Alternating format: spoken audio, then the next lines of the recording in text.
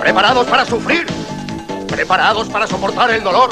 Si la respuesta es sí, ¿están preparados para el show de Gabriel Incertis?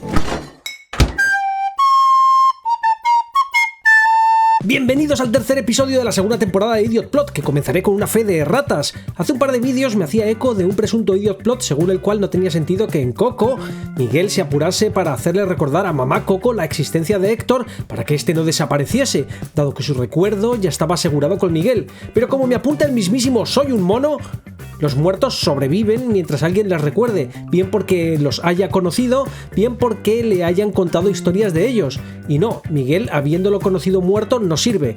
Esto lo dice porque la misma película establece que si conoces a alguien después de muerto, la regla no aplica. No, esto no funciona así, chamaco.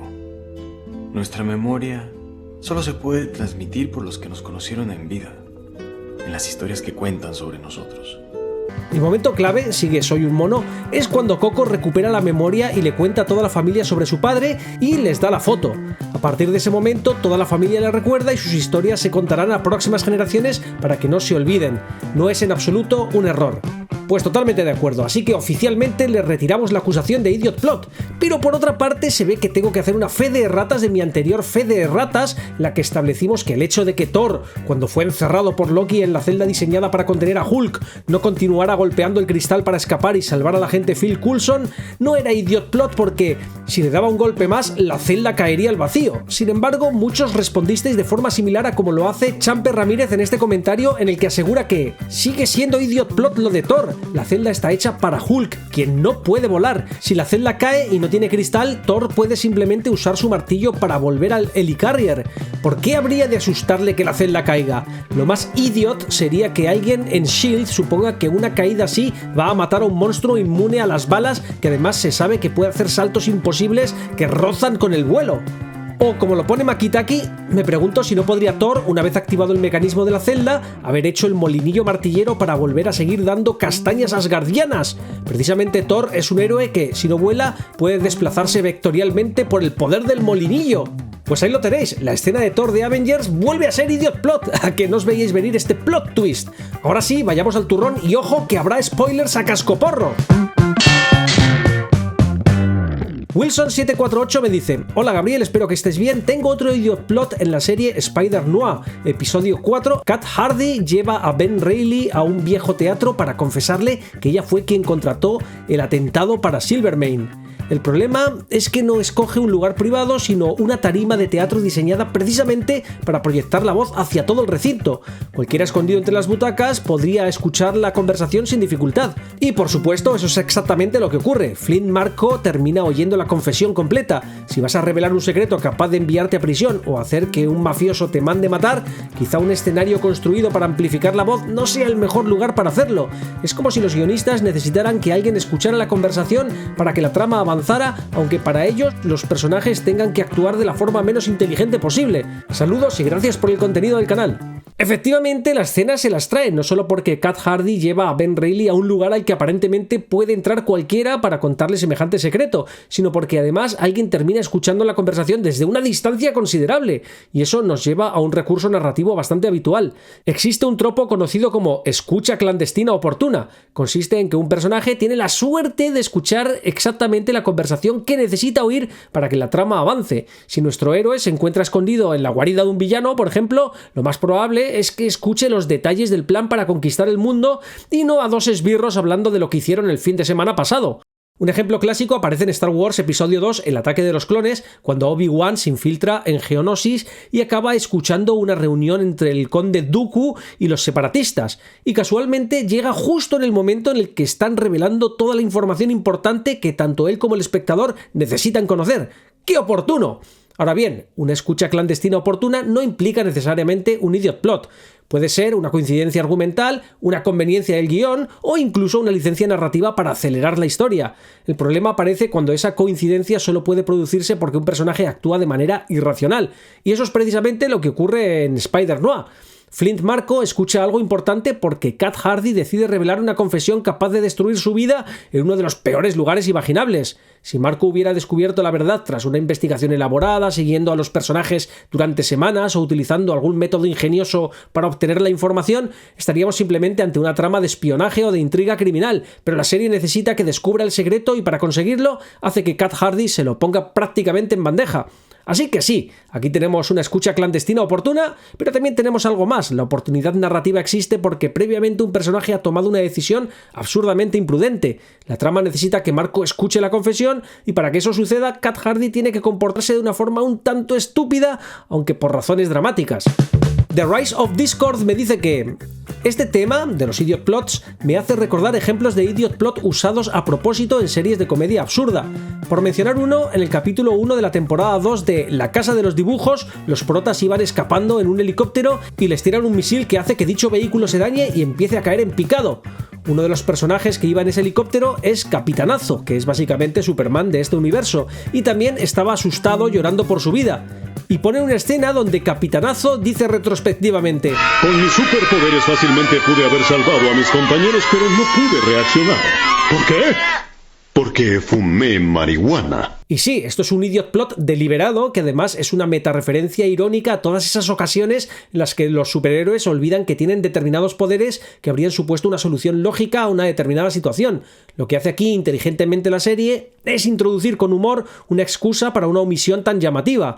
En vez de olvidar sus poderes sin razón alguna, algo que pone en evidencia el guionista que quiere complicar la trama con olvidos convenientes, aquí se traslada la causa al hecho de que Capitanazo estaba fumadísimo y entonces la omisión al menos tiene cierto sentido. Gran ejemplo. Francisco José LCL me cuenta: hola, he visto casi todos los vídeos de Idiot Plot, quizá me falte alguno y esté el que te voy a comentar. Es de una peli que me encanta, pero nunca dejé de pensar en La Jungla de Cristal. Si McClane no hubiera desvelado en el ascensor el cuerpo del primer ladrón que mata, ni avisado que además tiene sus enseres personales, ¿no hubiera sido más fácil para dar caza a todos lentamente, ocultar el cuerpo e ir controlando por radio sus movimientos? Es un policía, joder, y lo primero que hace es delatar su existencia, su posición y los recursos que posee.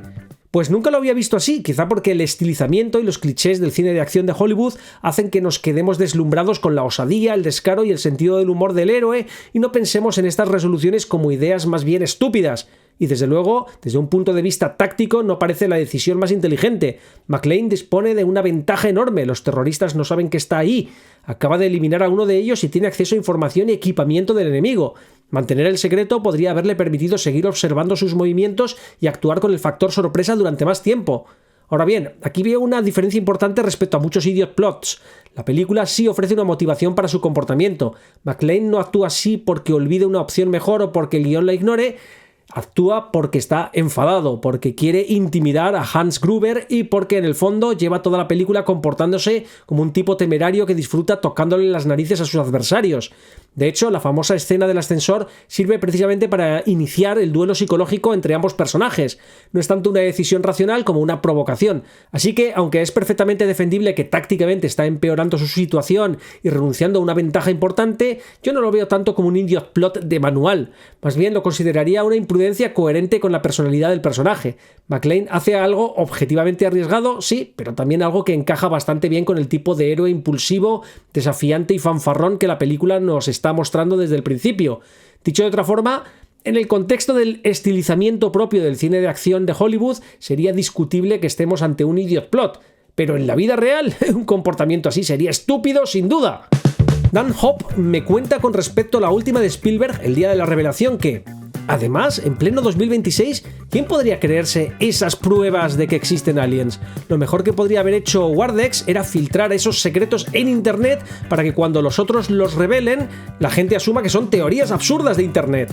Pues dada la cantidad de idiot plots que contiene la película y que ya repasé en un vídeo dedicado a ella, la solución que propones habría parecido incluso inteligente. Porque sí, una forma bastante eficaz de desactivar una revelación sería precisamente inundar internet con ella mucho antes de que apareciera presentada como información oficial.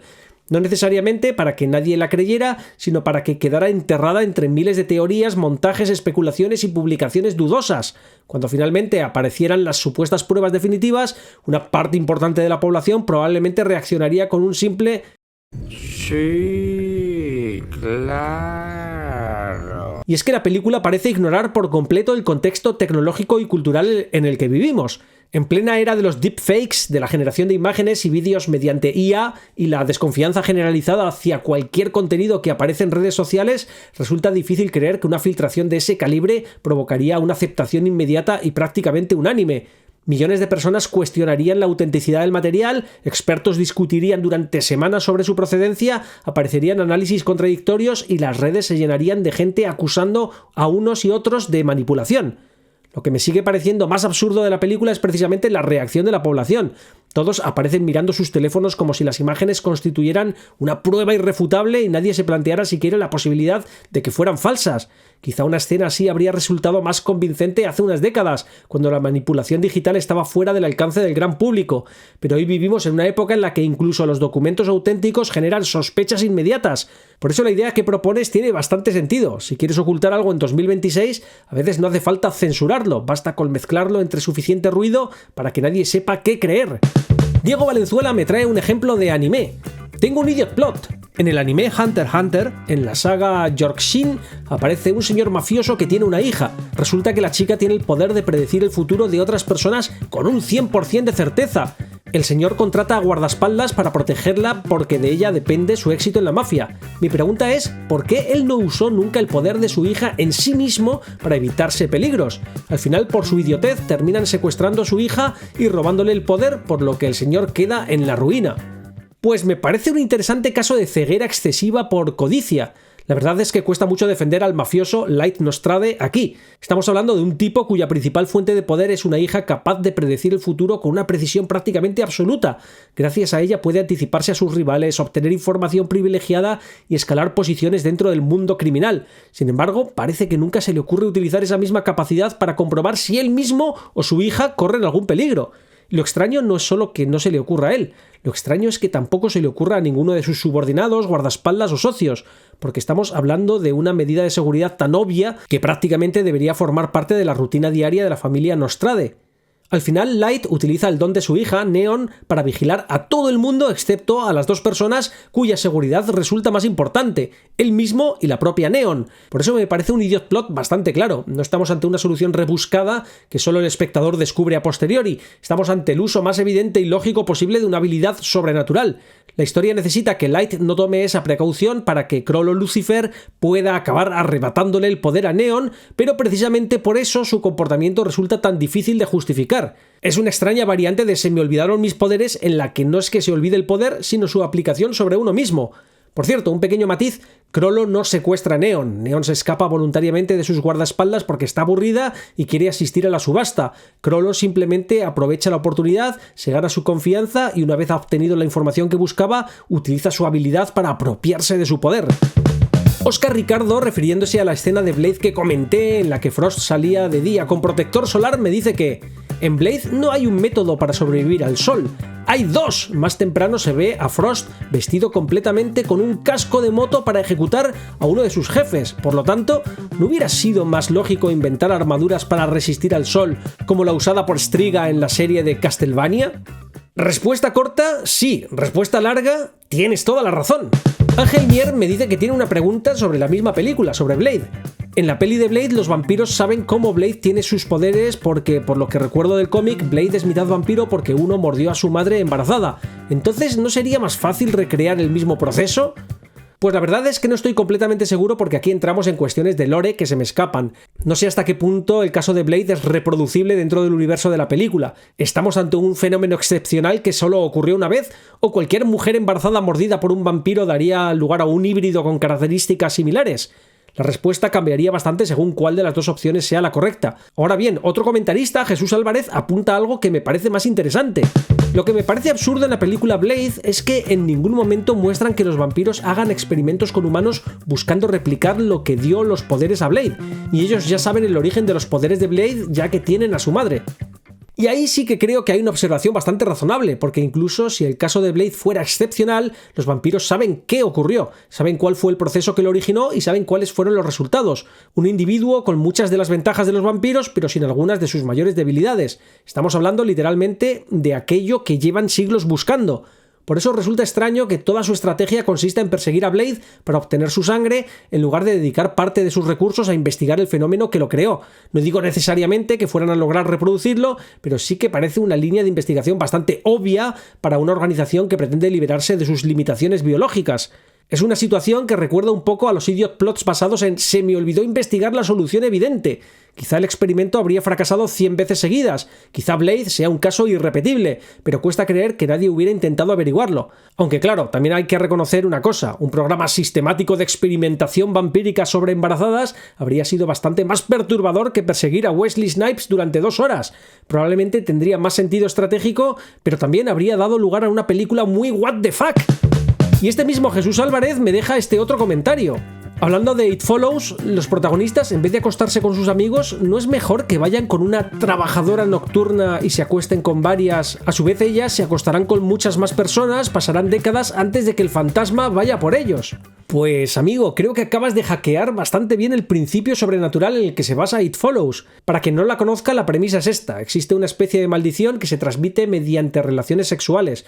Una vez la recibes, una entidad con aspecto de una persona cualquiera, a veces puede ser un conocido, a veces alguien muy creepy, comienza a caminar hacia ti con la intención de matarte. La única forma de librarte temporalmente de ella es transmitírsela a otra persona. El problema es que, si esa persona muere, la maldición retrocede al portador anterior. Por eso la idea que propone Jesús tiene bastante lógica. No elimina el problema por completo, pero sí lo transforma en algo muchísimo menos urgente. Si la maldición llegara a alguien con una vida sexual especialmente activa y a partir de ahí continuara extendiéndose a muchas otras personas, la cadena podría volverse enorme. Cada nuevo eslabón añadiría una capa adicional de separación entre la entidad y el portador original. Y aquí aparece el posible idiot plot. Si el peligro retrocede por la cadena de portadores, ¿por qué no intentar que esa cadena sea lo más larga posible? Que ninguno de los personajes parezca considerar seriamente esta posibilidad resulta bastante llamativo. Es una de las primeras ideas lógicas que surgen en cuanto entiendes cómo funciona la amenaza. Así que no estarías destruyendo la maldición, pero sí enterrándola bajo una montaña de intermediarios. La maldición tendría que recorrer una larguísima lista de víctimas antes de volver a ti. Jamás se había escuchado mejor excusa para irse de put. Mira, volviendo a Spider-Noir, Campos me dice: buenas noches Gabriel, creo que encontré un idiot plot en la nueva serie de Spider-Noir, spoiler alert, en el capítulo 3. Spider-Man entra en la habitación del antagonista principal mientras este duerme, esto para robar un dinero necesario para ejecutar un plan para salvar a su interés romántico. ¿No le era más fácil simplemente matar al villano mientras duerme? Ya que, a diferencia de otras versiones de Spider-Man, este no tiene problemas con matar a sus enemigos, como queda demostrado en el capítulo 2. Al hacerlo, podría salvar muchas más vidas y acabar con la corrupción en la ciudad, pero claro, la serie quedaría en solo 3 capítulos. Pues dejemos que esta vez sea Internet quien responda. Resulta que la cuestión tiene su propio subreddit y la respuesta más popular es la siguiente: porque no tiene sentido. Claro, a Ben no le cuesta nada matar gente, pero ¿qué se consigue realmente con deshacerse de Silvermane de esa manera? Además, la trama le disuade activamente de hacerlo, es decir, si vuelves atrás y te planteas esta pregunta en distintos momentos de la serie y la analizas a fondo, te darás cuenta de que o bien hay un obstáculo o bien no hay motivo para molestarse. Además, hay una razón que se expone textualmente: simplemente alguien más ocupará el lugar de Silvermane. Incluso si Ben empezara a matar a todos los jefes del crimen que se encontrara, eso literalmente solo haría que las calles fueran menos seguras, ya que dichos jefes se volverían aún más violentos. Pero quizá me guste más la respuesta de este tal Gifted Networking. La cuestión es que Spider-Man Noir se mueve en un mundo donde las estructuras de poder están mucho más arraigadas de lo que la gente cree. Si matas a Silvermane, sí, quizá Kat tenga un respiro por un momento, pero acabas de desestabilizar todo lo que evita que la ciudad se hunda por completo. Su dinero está en los bolsillos de policías, jueces y políticos. Tira de ese hilo y todo se desmorona de formas que perjudican a gente inocente mucho más de lo que Silvermane jamás podría. Además, Ben no es realmente un justiciero ejecutor, es un tipo que intenta sobrevivir y ayudar a la gente que le rodea. Hay una gran diferencia entre defenderse o detener a alguien en el momento y un asesinato a sangre fría. Ese camino no lleva a nada bueno y creo que en el fondo él lo sabe. David V77 me cuenta: buenas Gabriel, hay un idiot plot de manual en la serie The Walking Dead, concretamente en el capítulo 16 de la temporada 3. El gobernador le pide a Milton que se cargue a Andrea, la cual está sentada en una silla con grilletes. Este se rebela, con lo que el gobernador le apuñala y le deja moribundo con la idea de que al revivir como un zombie la mate. Andrea intenta coger unos alicates que Milton había dejado ahí convenientemente para poder librarse antes de que Milton reviva. El idiot plot viene cuando durante el proceso Andrea empieza a contarle a Milton su vida como quien se encuentra con un vecino en el ascensor durante más de un minuto, y si no es por el propio Milton que le dice que se dé prisa, tienes que hacerlo rápido, ella hubiera seguido con la cháchara. Te has tirado 3 temporadas huyendo de zombies y sobreviviendo para bajar la guardia de esa manera tan estúpida. Lo más sangrante es comprobar al final que si no hubiera sido por ese tiempo perdido, te hubiera dado tiempo de sobra a escapar. ¡Un saludo, chao! Pues sí, obviamente no me acordaba del episodio, pero al reverlo para hacer este vídeo no me cupo ninguna duda. Una vez que Milton es herido de muerte, el tiempo se convierte literalmente en el recurso más importante de la escena. Andrea sabe que está atrapada, sabe que Milton va a morir, sabe que cuando eso ocurra se convertirá en un zombie, y sabe también que dispone de una ventana muy limitada para alcanzar los alicates y liberarse. Es decir, entiende perfectamente el problema, conoce las consecuencias y conoce la urgencia de la situación. Por eso resulta tan absurdo que en mitad de esta cuenta atrás se ponga a conversar con Milton con una tranquilidad impropia de alguien que está a pocos minutos de ser devorada. No estamos ante un personaje que ignore el peligro o desconozca las reglas del mundo en el que vive. Estamos hablando de una superviviente veterana que llevaba 3 temporadas enfrentándose precisamente a este tipo de amenazas. Y lo más demoledor es que la propia serie demuestra que este tiempo era valiosísimo. No es una discusión teórica ni una crítica basada en lo que podría haber pasado. Es que vemos que, de no haber perdido esos minutos, Andrea literalmente habría tenido margen suficiente para escapar. Así que sí, me parece un idiot plot de manual, como dices. La tragedia no ocurre porque el plan del gobernador sea especialmente brillante, ni porque Andrea se encuentre ante un dilema imposible. Ocurre porque, justo cuando la trama necesita que fracase, un personaje experimentado empieza a comportarse como si hubiera olvidado de repente todo lo que ha aprendido durante el apocalipsis. Y cuando el propio zombie en potencia tiene que recordarte que te des prisa, quizá ha llegado el momento de dejar la conversación para más tarde, ¿no crees? Bueno, y eso fue todo. ¿Tienes más ejemplos de idiot plot? Pues no te olvides de dejármelos en los comentarios, con el minuto si es una película o con el capítulo y temporada si se trata de una serie. Y por favor, cuida la redacción y no me dejes sábanas enormes porque las paso de largo. Y nada más, ¿te gustó el vídeo? Pues déjame ese like que me ayuda mucho y no te olvides de suscribirte y activar notificaciones para recibir mi mandanga recién hecha. Nos vemos pronto, ¡chao!